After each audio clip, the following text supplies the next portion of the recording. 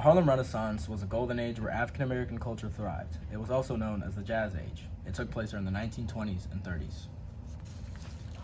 The Great Migration was the move of many African Americans out of the South and into urban cities in the North. Many factors led to this migration, such as the KKK and Jim Crow laws.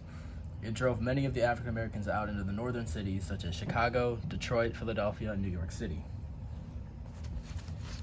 The Harlem Renaissance was a time where African Americans creatively expressed themselves, and since so many of them moved into these cities, it allowed them to support each other. And they thrived in areas such as theater, writing, and music. Some of the most notable people from this time period are Josephine Baker, who was actually born in St. Louis. She was a civil rights activist and was the first black woman in a major motion picture, which was the silent film Siren of the Tropics. Another famous person from this period is Langston Hughes, who was a novelist, a poet, and a playwright. He was first published in The Crisis, which was the official magazine of the NAACP.